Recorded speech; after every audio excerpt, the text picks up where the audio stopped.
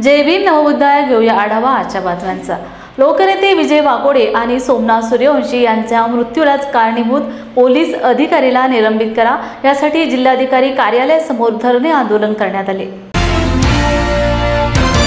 माझा क्रांतिकारी जय भीम।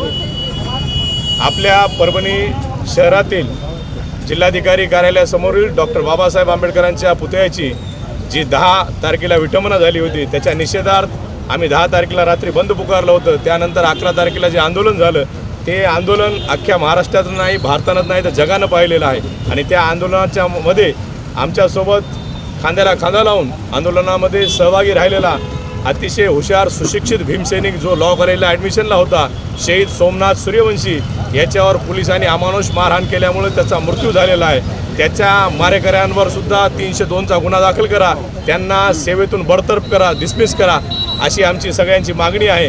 आणि या आंदोलनाचा नेतृत्व करणारे परभणी जिल्ह्याचेच नाही तर अख्ख्या महाराष्ट्राच्या आंबेडकर चळवळीची मुलुक मैदानी बुलंद तोफ माझे नेते सन्माननीय स्वर्गीय लोकनेते विजय वाकोडे साहेब यांच्यासुद्धा शरीराची प्रकृती अतिशय खराब झाली होती आंदोलनाचा लोड आल्यामुळं। कारण की जिल्हा प्रशासन त्यांना फार त्रास देत होतं, मानसिक त्रास देत होतं। आणि 1 नंबरचा आरोपी लोकनेते विजय वाकोडे साहेब यांना केलं होतं। ते अतिशय शांततेच्या मार्गाने आंदोलन सांभाळत होते, तरीसुद्धा जातीय व्यवस्थेने त्यांना 1 नंबरचा आरोपी केल्यानं, त्यांचं वय जास्त असल्यानं, बरेचसे आजार असल्यानं त्यांच्यावर दडपण आलं। आणि आमचे वाकोडे साहेब 70 वर्षापर्यंत जगले असते, पण जिल्हा प्रशासनाच्या या चुकीच्या वागणुकीमुळे, त्यांच्या चुकीच्या या प्रकरण हाताळणीमुळे वाकोडे साहेब 76व्या वर्षी मरण पावलेले आहेत। याचा सुद्धा बदला आम्ही शासनाकडून घेतल्याशिवाय राहणार नाहीत। त्यामुळे आमच्या जोपर्यंत या मागण्या पूर्ण होत नाहीत, शहीद सोमनाथ सूर्यवंशी याच्या घरी त्याच्या लहान्या भावाला सरकारी नोकरी आणि 1 करोडची मदत, तसेच लोकनेते विजय वाकोडे साहेब यांच्या घरातील त्यांच्या लहान्या मुलाला 1 करोडची मदत आणि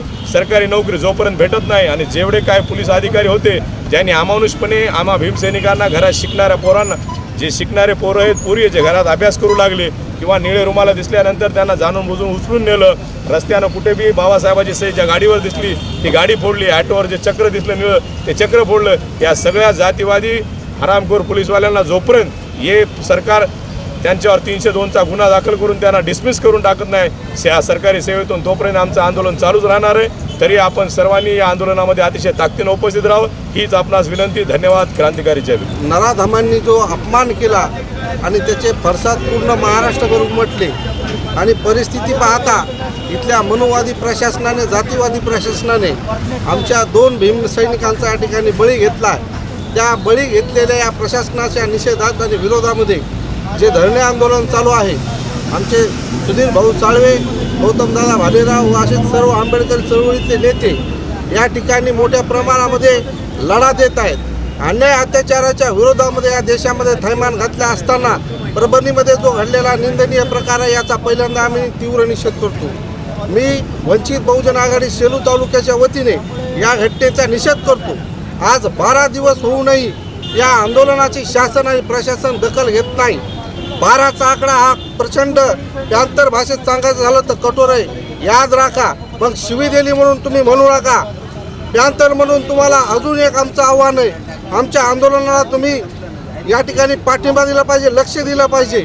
एवढे आमचे भीमसैनिक तुम्ही जाणीवपूर्वक या ठिकाणी लाठीचार्ज करून आमच्या आंदोलनामधील सोमनाथ सूर्यवंशी या आमच्या बांधवाचा तुम्ही बळी घेतलेला आहे। त्याचनंतर या महाराष्ट्राची मुलुक मैदानी तोफ आमच्या परभणीचे आन बान शान विजय बाबा वाकोडे लोकनेते यांचा सुद्धा या प्रशासनाने बळी घेतलेला आहे। बाळकाऊ अशोक ओरबान याला शासनाने जरी तपासापुरती जरी या ठिकाणी सस्पेंड केलं असलं तरी चळवळीच्या माध्यमातून आम्ही त्यांना कायमस्वरूपी नोकरीमधून बडतर्फ करण्यात यावं, 302चा गुन्हा दाखल करण्यात यावी अशी सुद्धा या ठिकाणी मागणी करतो।